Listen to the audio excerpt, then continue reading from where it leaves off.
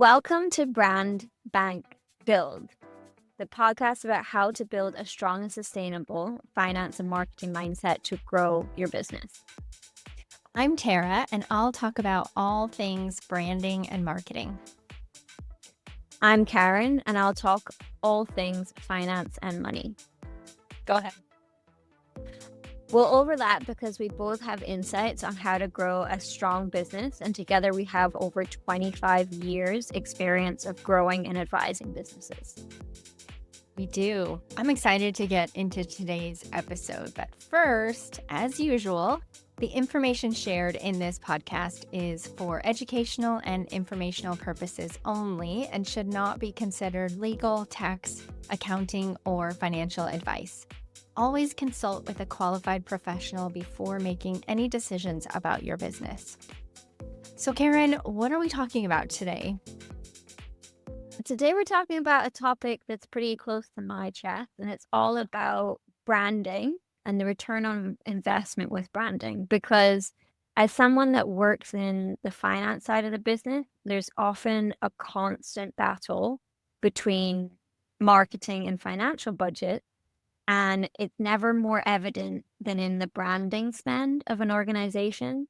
The brand spend is just always this line of the budget that gets cut immediately. It's always the spend that gets sacrificed. It's constantly been something that in the businesses that I've supported, there's someone in the larger organizations that I used to work on, I should say, that would be the amount that they would go to save money.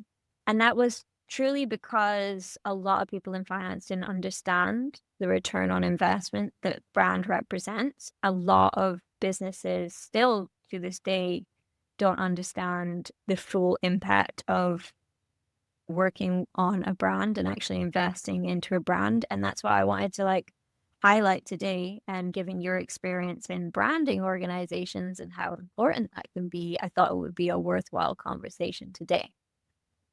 I thought that was so cool that this is your focus, is talking about the importance of branding. Even though you're the finance person, you know that this is such a big priority for businesses, and it really is. So I'm really glad that you want to talk about this. Yeah, I think it comes from years of working in businesses and supporting the marketing department and having to advocate for the necessity of the brand budget and observing our downfall when we didn't invest in that area. Don't get me wrong, those were large, we're talking millions of pounds that we were spending on brands, but the level of brand you can get for the spend that you can get, it really is significant in those large organizations. So I'm not going to use the examples of the ones that I worked for confidentiality reasons, but there's some statistics around, when you drop the spend on the average, there are some statistics around when you drop that brand spend, really the impact that it has on your business. Now, I think one that really stands out to me is Coca-Cola. Now, I know we're not necessarily a big fan of Coca-Cola, but in 2020, they significantly reduced their ad spend, specifically on the branding side of things. And it had a direct impact to the market share that they had in the market over sort of 2020 and 2021 during COVID. Basically, Pepsi maintained and increased its marketing investment and gained the upper hand during that period. And I know these are brands that people think of that, that they almost don't need to spend any more money on branding because they're just so commonly known. But believe you me, if they stopped spending on branding, if they stopped making those financial decisions, you would, as a consumer, you would notice it. It's wild. And their revenue will notice it too, because it's one of those things. Imagine that Coca-Cola stopped doing its Christmas ad. Right. Yeah. If that would ruffle feathers Actually, like, because it's so significant in the first year that they did it, it would probably generate a lot of PR and a Oh, lot right. of like Yeah. repercussion. But they stopped doing it for 2 years. It's gone. Like Yeah. that's it. And it's no longer like Coca-Cola is no longer associated with Christmas just from I'd say 2 years of not doing that. And people think that brand spend is sort of like an optional add-on. Yeah. When actually, if you can get a brand that hits, it's worth keeping that investment up and going. And in the large organizations that I've worked with, they just lean on the fact that they did invest maybe a couple of years ago significantly in brand, and Mm-hmm. then they cut it. And the thing that happened is that they might not see the repercussions immediately because this is the difficulty. No one Yeah. ever can fully understand the return on investment when it comes to brand. They might not see it immediately, but they will see it over the next few years. And I guess I've just worked with too many amazing marketing directors that have been able to break this down for me, and that I've witnessed this happen in organizations where they just stop spending. And that's why I'm passionate about it. Yeah. Because if you don't think about brand, everything else in your marketing will effectively fall apart. Does that make sense? It does. And I'm glad that you brought up Coca-Cola, even though we don't love them. But like we all know the Coca-Cola brand. So it's wild to see that if they don't continue to spend on that brand and keep them top of mind for people, they will see that fall in the market share. Like you said, they had a reduction in net revenues of 11%. That's insane. That's so much. Yeah. And during COVID, when we're all kind like the whole world was turned upside down, you would think, I don't know, maybe we needed some consistency in something in life. And if Coca-Cola Yeah. wasn't providing that, then they're gonna see the impact. I don't know. Yeah. Yeah. I mean, it's just one of those things that I think that organizations don't necessarily notice that Mm. the consistency is key when it comes to branding. I mean, I'm definitely not sitting here thinking that I could advise Coke on this. I'm pretty sure they know what they're doing, but Yeah. they made a decision, and I know, like, I could put hand on my heart, like, that was from the finance department, right? Was, oh, Yeah. it's COVID, we need to save money, like, because I don't know how their sales would have really been impacted during COVID as significantly as any other, apart from, oh, actually, I tell a lie. They do a lot of wholesale. So all the bars and the restaurants, a lot of them are Right. Coca-Cola orientated. So that's a huge part of their revenue. And as soon as they're not actually in that revenue for Coca-Cola, they needed to save money. The immediate one to go to is the ad spend, marketing investment, the brand. Yeah. And yeah, like you cut that out and it will have an impact on revenue. Now, don't know how directly correlated those things could be because there would have been other impacts because of COVID. But yeah, brand can be a big thing. And that's another piece of the puzzle with a company like Coca-Cola. And it's not so evident in Europe, depending on where our listeners are from. But having been to the US and, spent time there, there's bars and restaurants that only have Coca-Cola, right, as opposed to Pepsi. And Yeah. we do have that in Europe to a degree, but it's not as hardcore. Whereas there's just so many restaurants that are like, oh, we're Coca-Cola only. And I think that's an element of their brand that wouldn't have been so clear in 2020, 2021 when that happened. Yeah. Interesting. Yeah. Well, So I guess like you're the marketing expert here, Tara, and we're speaking about Coca-Cola as an example, but yeah. everybody knows what Coca-Cola branding looks like. What would you say is like important in a brand? What does branding even mean? What does it represent in a company?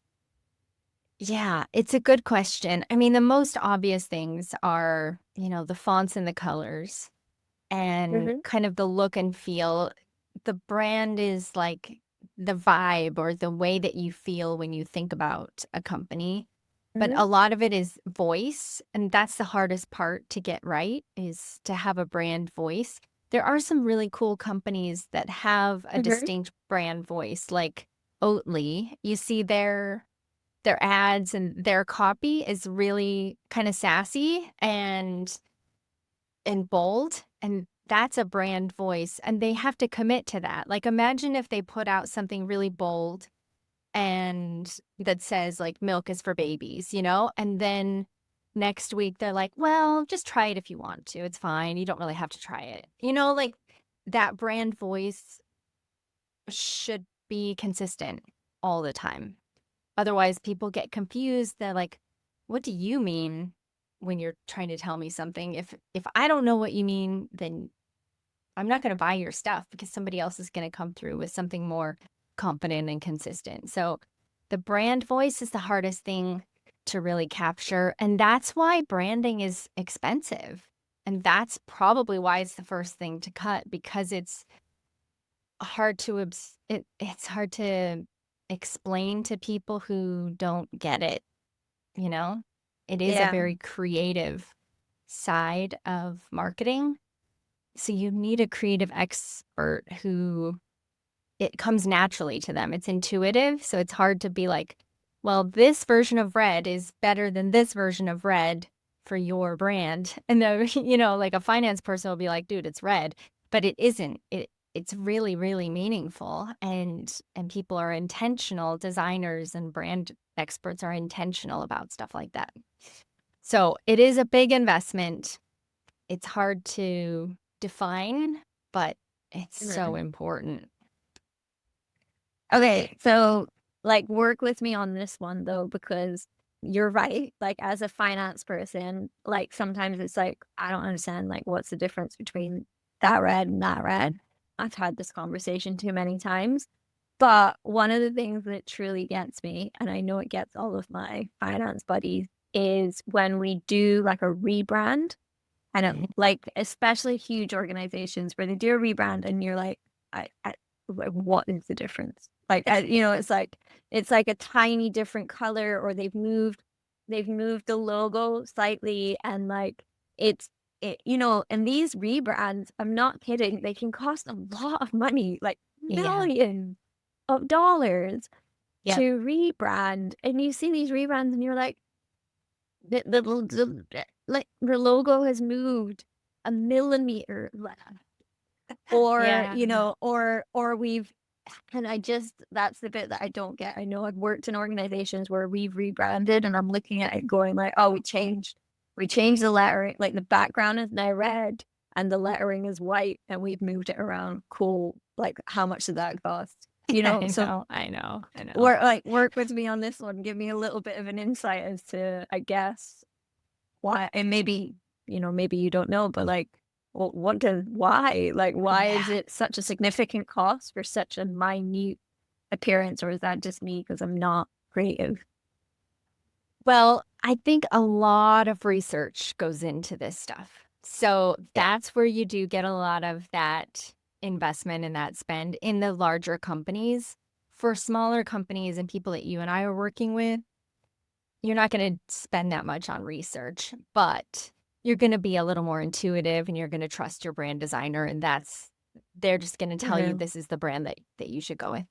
But yeah, for those bigger companies where they're just moving a tiny little thing and they've invested all that money, they probably invested a lot of that money in research and design. And there's so much psychological stuff that's going on behind the scenes that, again, it's hard to describe and to explain why it's so important to move the letters and change the font slightly, like, but it makes a big difference in perception, in consumer perception of your brand. So, yeah, it takes a lot of trust. This is the thing about branding is because it's not ads. When you're spending money on ads, you can see a return on investment. I spent $4 and I got $20 in return. That's a great investment. But with branding, you're like, Yeah, you have to trust that I'm the expert and I have studied enough of consumer psychology and color theory and the reason that people choose one font or the other. You just have to trust your designer on that, and that's harder to quantify and to justify in a budget. Yeah, you're right, and I think there could be an element with the rebrand piece that I'm speaking about, for example, where it's people just don't fully understand what is happening, where it might look not significantly different. However, it's like almost like the brand has been revalidated. And I think Yeah. that's why large organizations do spend that every few years. In I think I think they've branded that wrong to finance people instead of, because when you call it a Oh, rebrand, a finance person is right. like, oh my God, it's going to be such a significant shift. But then when you go out to the audience is still saying the same thing, or like, but slightly different. And the Yeah. psychological impact is not as, like, it doesn't have to be that different. It's just slightly different. That's kind of what the research and what the testing has given you. So that's what you move ahead with. It Yeah. just, to us, it seems ridiculous because it's like, well, we haven't changed anything. So how can we call it a rebrand? It should be like, oh, we're doing brand validation, right? We're revalidating our brand to make sure that we're still resonating with the right people and it's still carrying that feeling, like, because it's Mhm. not, it's not all about how it looks. It's like, does it still feel good to the customer? Does it still resonate with our voice? Is this still our brand?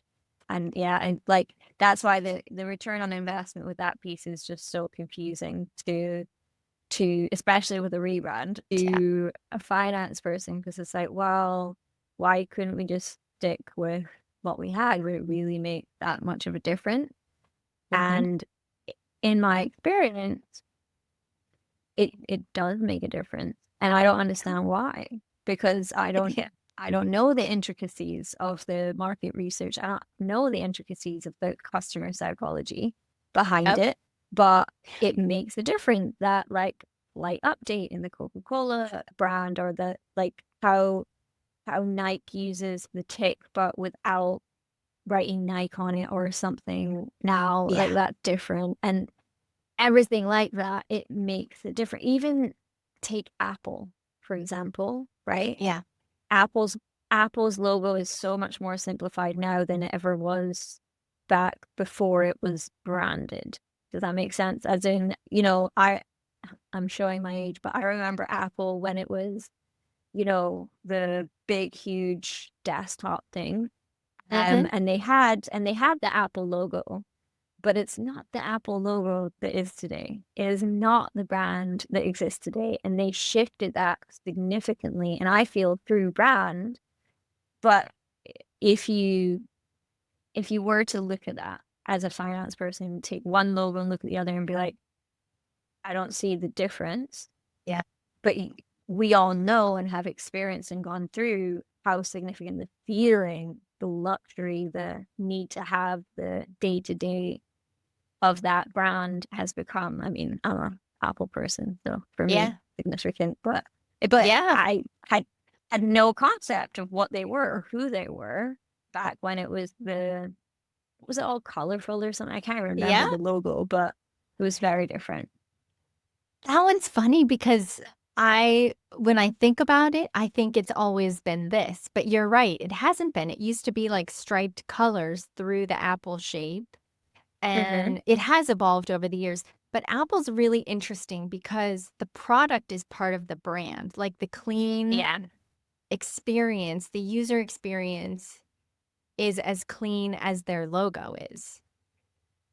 Yeah. Like with Yeah. other, they control so much of our experience on the iPhone and on our laptops that that non-Mac users don't have. Like they've got a little more creativity, they've got a little more space to play with. It's a little more loose, but those brands are designed specifically that way. And then you kind of get brand loyalty, you get locked into one or the other because you want the experience that you want. So yeah, Apple's really fun. There's another fun one that is interesting for marketers to look at. Mhm. And that is Jaguar. Jaguar did a huge rebrand maybe last year or the year before, and it was crazy because we all know the feeling that you think of when you think of Jaguar is like the sophisticated, elevated. It feels very wealthy, I think. And they had their font and they had an image of a jaguar. And then they redid the branding and they took away the cat. The cat is no longer there. And the logo is completely different. The font of the logo. And Mhm. the whole vibe of it has changed because they want to appeal to a younger audience. They don't want to be the grandfather's car anymore. They want a Uh-huh. younger audience. So they went all colorful, really a lot of diversity in the people who were in their ads. And it just shook up the whole marketing, branding, creative world. We were like, what are they doing with their brand? So that one is going to actually take some time to see if that investment and that decision paid off. And I'm not sure we're going to see that result yet. It's been a year. Have the car, have their sales gone up? We don't know. It's too soon to tell. But that one was really fun. But hang on a minute, you're telling me the cat is gone. Uh-huh. Yeah. Which I don't Oh like. Come my on. gosh. It's Jaguar. Right? Like, I don't know. Yeah. Like, this is wild to me. I'm not a car person, so this just didn't come onto my radar at all. Yeah. But that is wild. Yeah. That they've given up the cat logo. But let's see how this pans out over the next few years. Crazy. Yeah. And the fun thing was, okay, so Twitter also did a rebrand and now they're X. And Yeah. both of these rebrands actually gave the World Wildlife Federation Foundation an opportunity to talk about brands and how over the years we have removed the animal from the product. The cat is gone from Jaguar. The bird is gone from Twitter.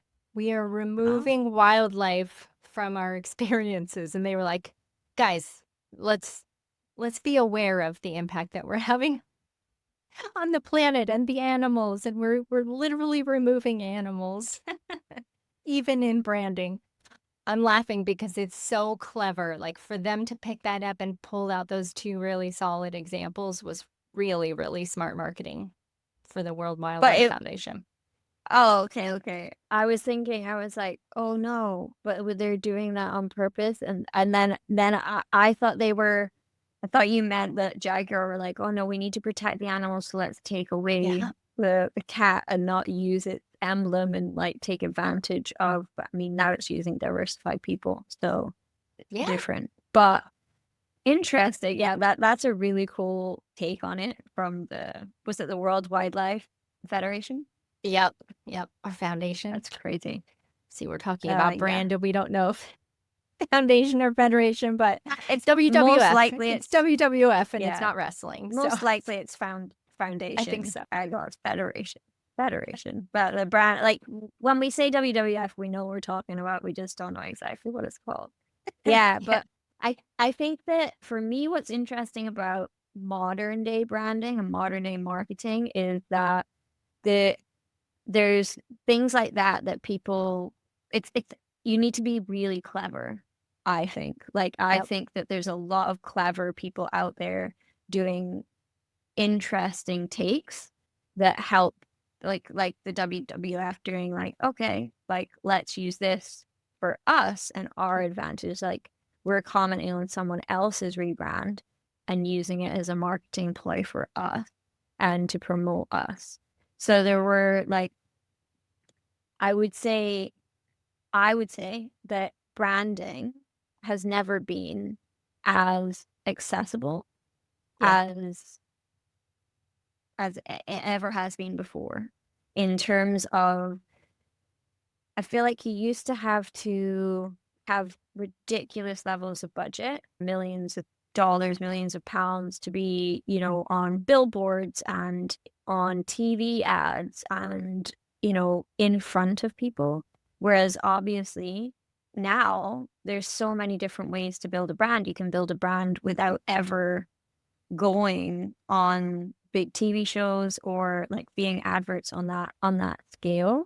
And it's not like social media is new, but companies have been able to build their entire brand through it. Like the one that really comes to mind for me, I talk about them as an example for a lot of things, but Gymshark, right? Gymshark used a network of influential fitness enthusiasts on social media to effectively get their brand out there, and it's still going. Like no matter how big this company is going, it's still going in that direction where it still has influencers.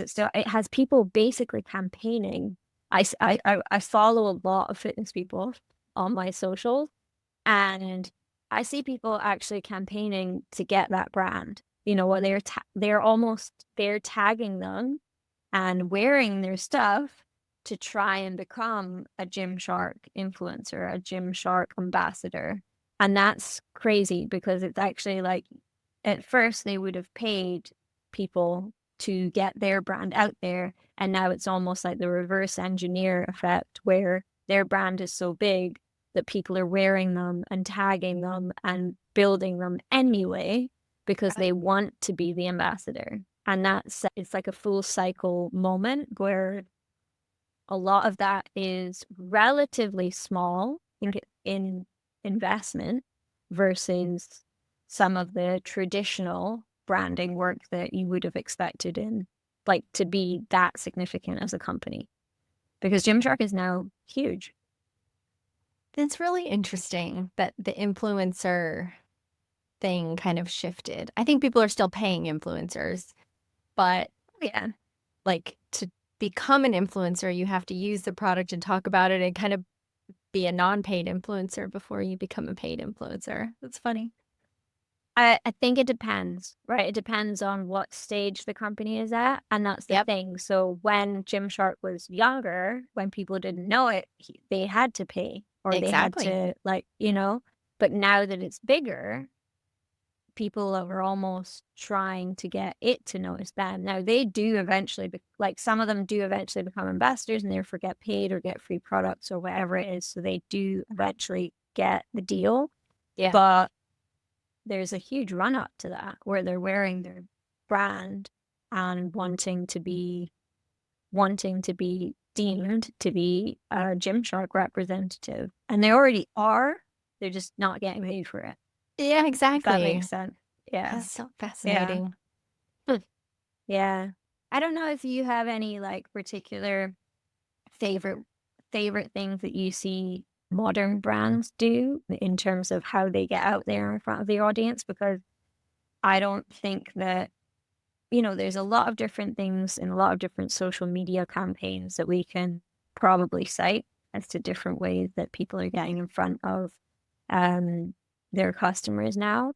But what would you say is one of your, I guess, favorite trends in 2024, 2025 of how brands are really getting in front of people? Well, I'd have to separate myself as a marketer and as a person. As a marketer, I Hmm. really admire a bold voice that shows me that you trust the team, that you're allowing the team to just go crazy with the marketing with intention. Like they're not being crazy. They're being intentional about their boldness and the way they're getting in front of consumers and kind of challenging people to think differently. That's what I like to see as a marketer. I don't know. I think as a person, I like that too. I like a smart brand who sees people and says, I see you. I know where you are. I've made this thing for you. That's what I'm looking for as a consumer. Like solve a problem, show me that you understand where I'm sitting and how you can help. That's the essence of marketing, but that's what I like to see both as a marketer and as a consumer. Do you think that that's tied into like at the moment? I feel like a lot of brands are trying to get more personal and more connected to their audience.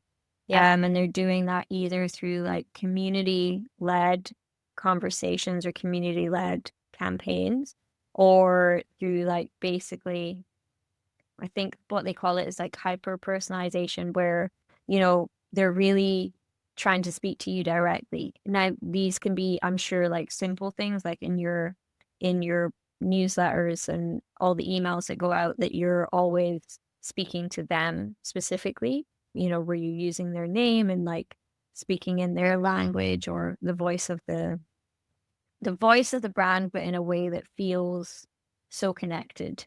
And I think, I've certainly seen a rise in like user generated content across all media platforms, where they're personalizing, like the brands that really hit these days, I feel, are the ones that have a personality behind them, where they have somebody there. And the reason that, I guess, so many smaller businesses are doing well is that they might be led by one person who has a strong voice and a strong identity. Yep. And like large, I think, I really want to remember what example there was of these brands, but there's large brands that are trying, like almost hire someone to be their face, or to be that voice, or to, because user generating content and having those videos from particular influencers or particular people, it works well.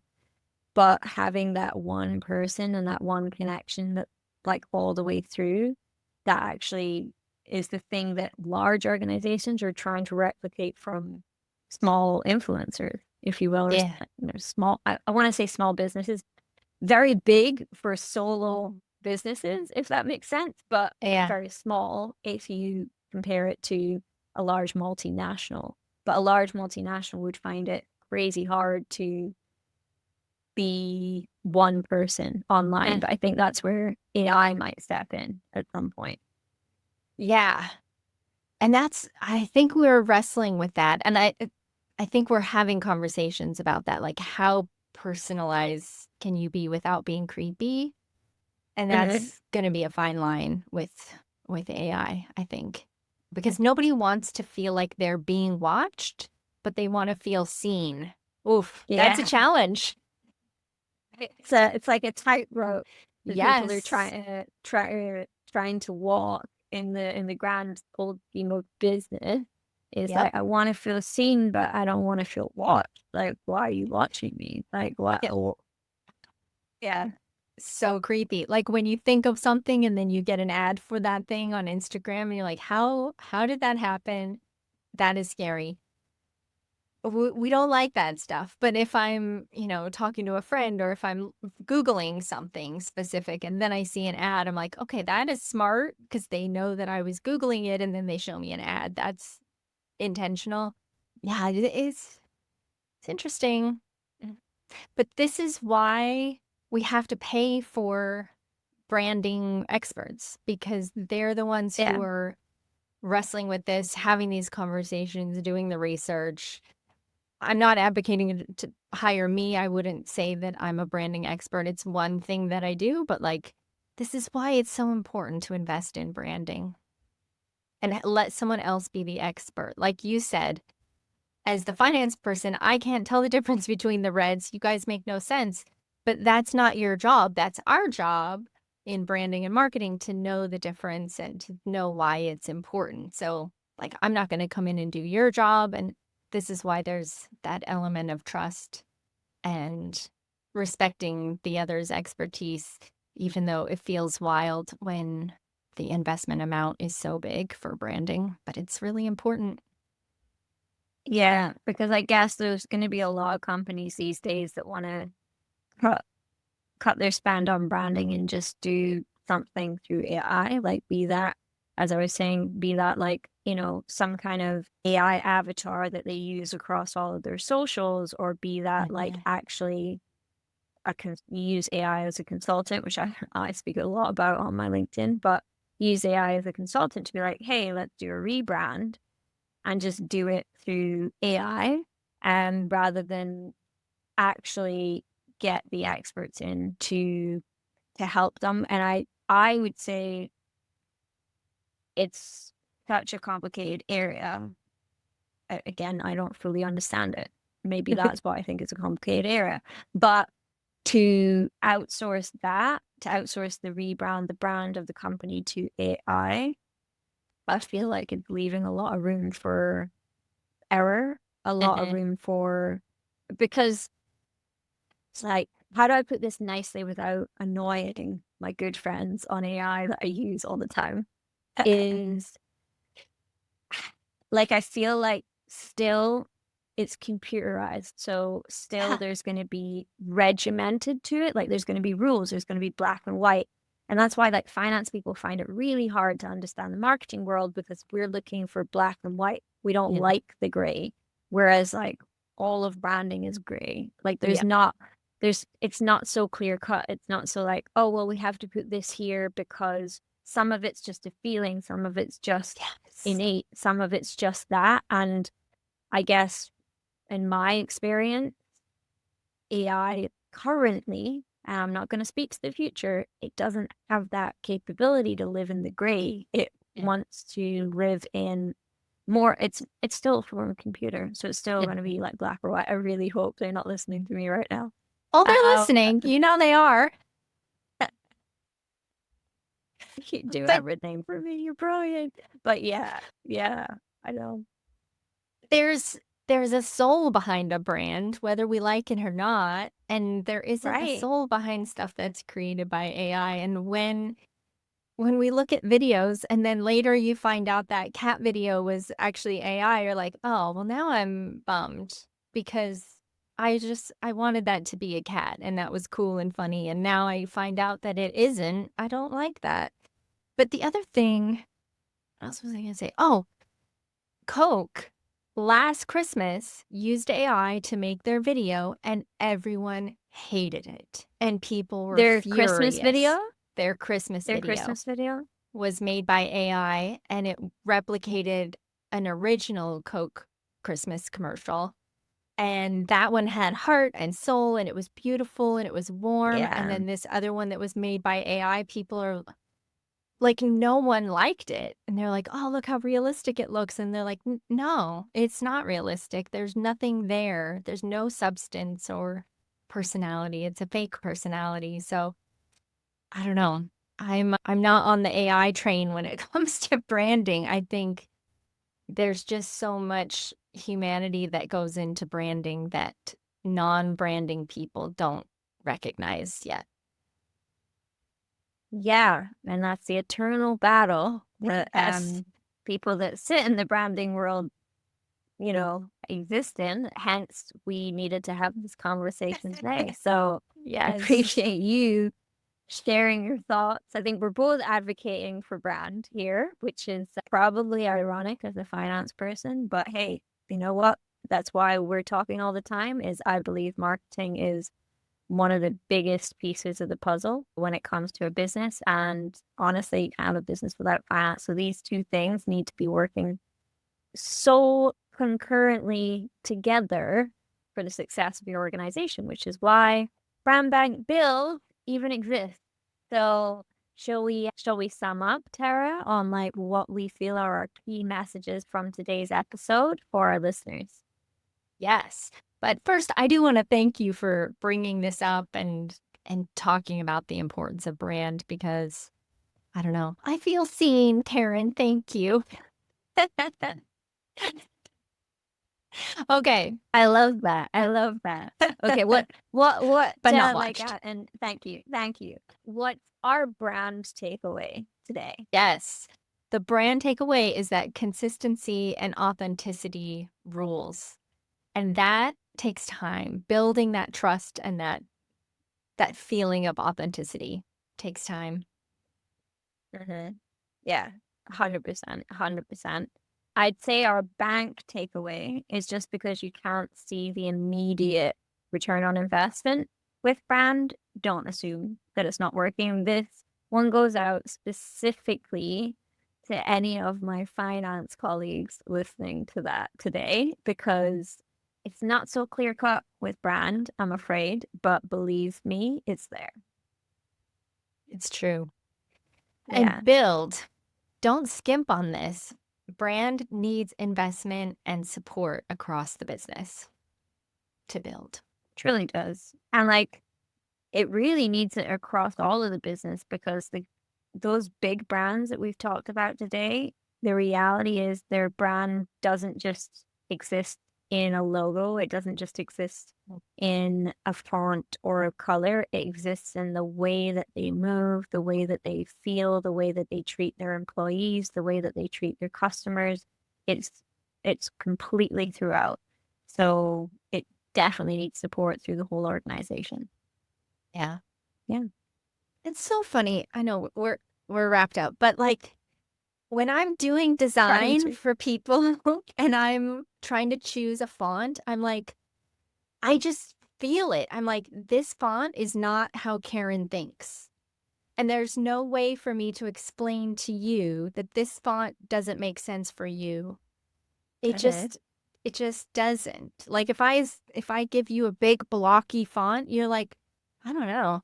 Or Times New Roman, you're like, that's boring. That's not me. And like there is a specific font that goes with every person. I can spend hours looking at fonts. I have to like cut myself off and be like, you have to make a decision. Choose 5, narrow it down. Choose 2, narrow it down.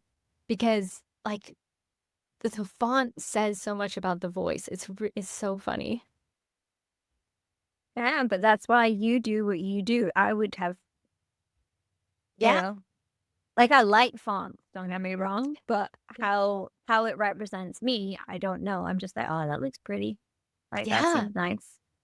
Yeah, And when I look at them, that's I'm it. like, absolutely not. That is not Karen. This one absolutely is. Like it's so Yeah. interesting. Mhm. And it's not something you Wow. can write down and explain to people. It's a feeling. Brand is a feeling. We'll leave it with that. Brand is a feeling. With a healthy return on investment that I found that help you verify with a calculation, but know that it's there. Exactly. All right, It's a there's a little, feeling. It's a it's an feeling. outtake Yeah. of our session. Okay. Well, thanks so much for the conversation today, Tara. It's been great. And I look forward to our next episode. If anyone has anything else, any questions or anything else that they would like us to talk on, please drop that in the comments and we'll see you next time. Thanks, Karen. This was fun.